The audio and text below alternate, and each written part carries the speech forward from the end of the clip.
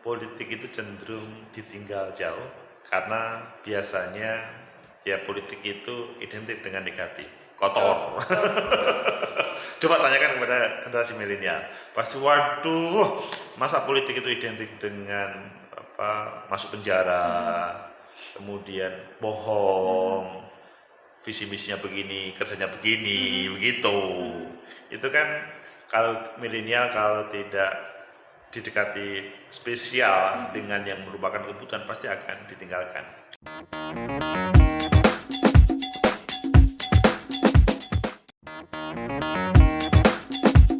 Assalamualaikum warahmatullahi wabarakatuh. Waalaikumsalam warahmatullahi wabarakatuh.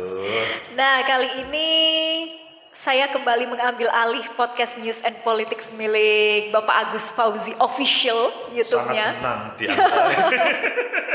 Dan untuk para pecinta masa depan negeri, wah, kita tentunya hari ini selalu menghadirkan isu-isu terbaru dan bagaimana kita melihat atau menganalisis sesuatu isu-isu terbaru saat ini, khususnya terkait politik dan lain sebagainya. Dan hari ini juga baru Senin kemarin ya, CSIS, lembaga survei CSIS ini mengeluarkan hasil surveinya bahwa di kalangan milenial ini yang mendapatkan polling tertinggi untuk calon presiden itu Ganjar Pranowo, kemudian diikuti kedua Anies Baswedan.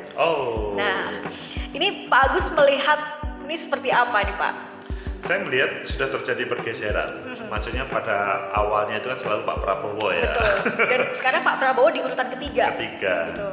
Jadi survei itu sangat terkait dengan waktu ya, dan siapa yang jadi informannya atau respondennya lah, kalau survei respondennya lah, dan itu akan berpengaruh. Namun at least ini telah mengubah yang terjadi. Perlu ada klarifikasi apakah karena proses semacam publikasi masing-masing atau hal yang lain. Namun ini adalah sebuah produk survei. Kalau menurut saya everything is politik itu dinamis. Jadi setiap bulan akan selalu ganti tokoh kalau yang bersangkutan itu membuat strategi bagaimana publik itu memberikan apresiasi kepadanya. Begitu maksudnya. Oke, baik. Apalagi sekarang mungkin melihat dari survei ini sendiri juga menyasar pada generasi Z, milenial juga, yang kemudian memunculkan nama-nama tersebut. Dan itu pemilih paling banyak generasi milenial. Nah, betul. Tahun 2024 kita punya banyak pemilih pemula juga, anak-anak muda di ikatan generasi milenial juga Gen Z begitu ya. Dan apakah memang ini juga pengaruh dari mungkin media sosial, teknologi yang semakin canggih, yang pada akhirnya para tokoh-tokoh politik ini cara-cara baru begitu Pak. Kemudian saya lihat sekarang kecenderungan para pemilih ini memilih yang lebih merakyat, yang lebih dekat dengan mungkin masyarakat, yang kemudian di media sosial ini brandingnya itu dekat dengan masyarakat itu, atau bagaimana nih kalau Pak Agus melihat? Saya melihatnya bahwa pemilih pemula kita, milenial kita itu akan tertarik ketika ada kecocokan. Kalau tidak ada kecocokan mereka akan lari. Apalagi ngomong politik ya.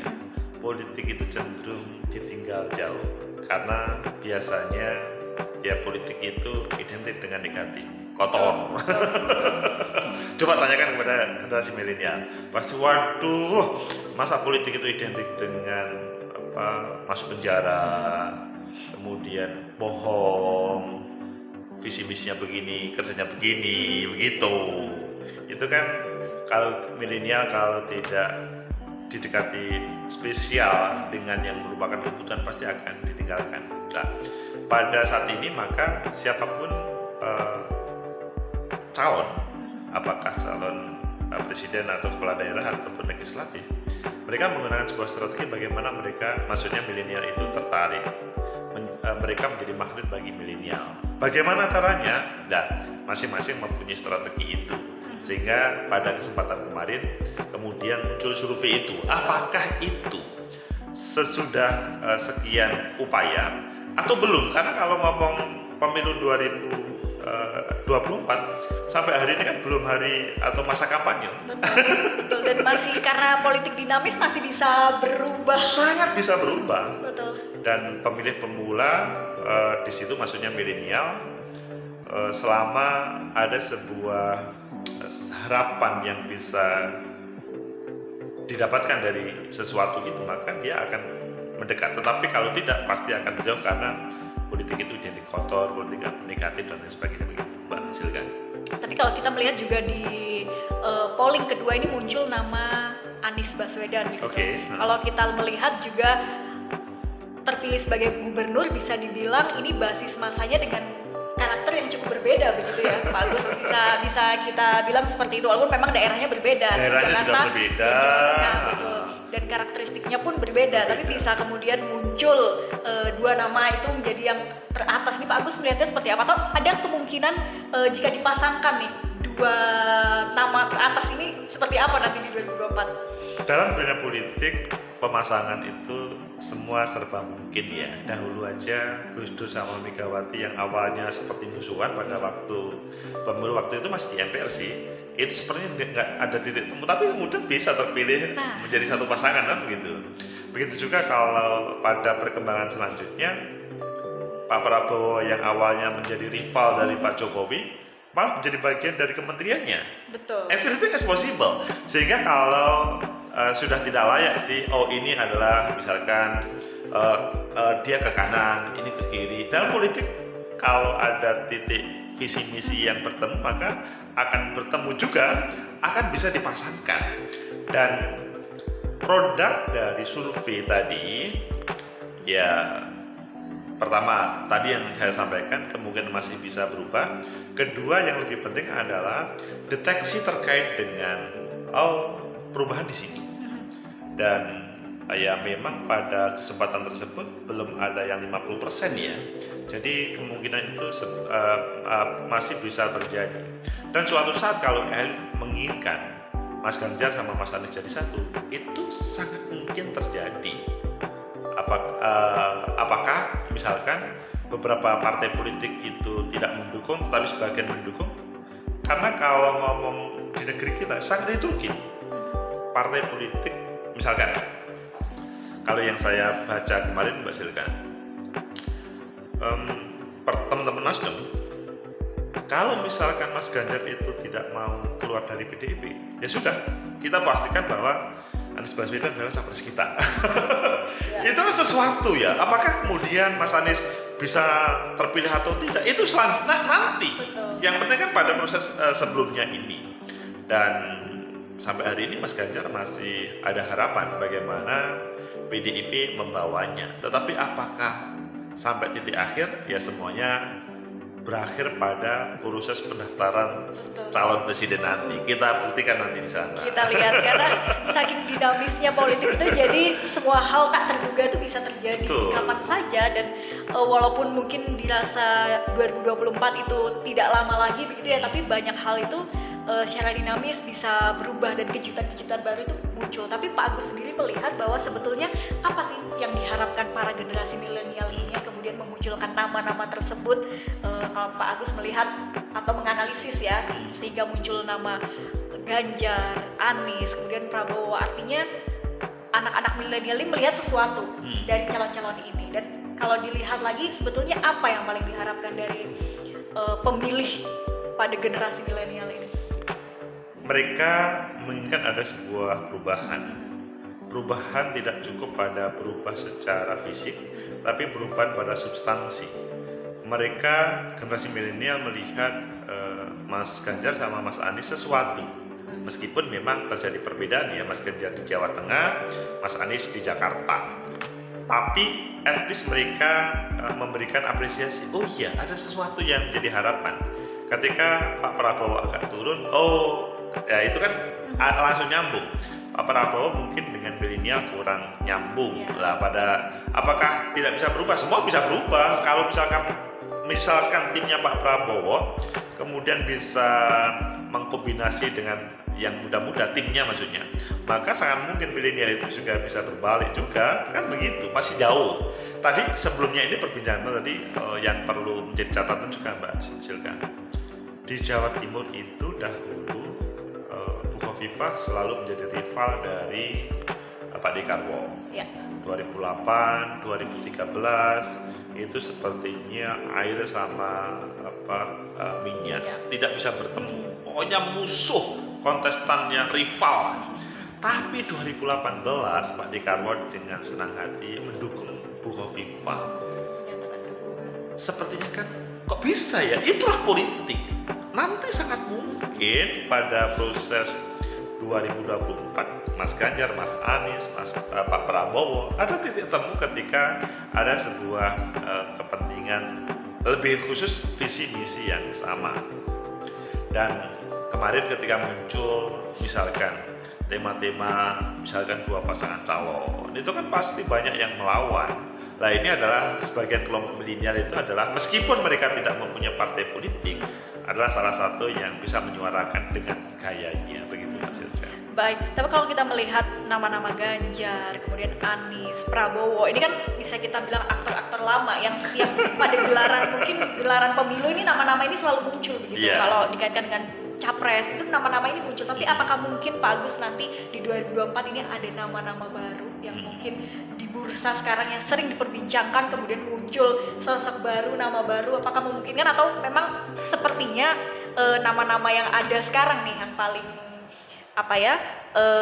sepertinya nanti akan memenangkan Pilpres 2024? Kalau kita mengambil contoh pada 2014, Pak Jokowi itu belum lama pada waktu itu. Jadi Pak Jokowi itu adalah produk dari Pilwali di Solo menjadi wali kota yang waktu itu dia terpilih 2007 atau 2008. Selanjutnya belum selesai atau pada kepemimpinan wali kota yang kedua, baru kepemimpinan wali kota kedua. Selanjutnya beliau mencalonkan di Pilgub, maksudnya di DKI. Di DKI itu 2012 menuju 2013. Ya belum begitu. Selanjutnya di branding yang luar biasa 2014 bisa sosok baru. Padahal pada waktu itu 2004, 2009 kita mengenal Prabowo, lebih khusus adalah Bu Megawati, Pak JK. Itu kan sosok-sosok yang semua sudah mengenal ya, Pak Wiranto. Namun 2014 Pak Jokowi muncul langsung kemudian terpilih dan bisa mengalahkan sekian. Tentunya kalau pada 2014 seperti itu, 2019 muncul kemudian Sandiaga Uno meskipun pada posisi wapresnya. Tapi sesuatu pada waktu itu, dan 2024 menurut saya kok muncul ya Mas Ganjar, Mas Anies. Kalau Mas Anies memang sempat belum menjadi capres-cawapres, tapi sempat menjadi busa-busa. Mas Ganjar malah belum, namun dia lebih identik dengan legislatif dan selanjutnya menjadi gubernur. Sangat mungkin dua orang ini juga tetap menjadi pilihan yang menarik, dan kemungkinan ada seseorang yang tahu-tahu di branding, dipersiapkan kalau menjadi maksudnya masyarakat bisa melihat oh itu sesuatu, ya sangat mungkin dia menjadi semacam kontestan yang menarik pada 2024 nanti. Kita nantikan ya Pak 2024, tapi yang pasti harus kita semua para pecinta masa depan negeri harus bisa menjadi pemilih yang cerdas begitu ya. Betul.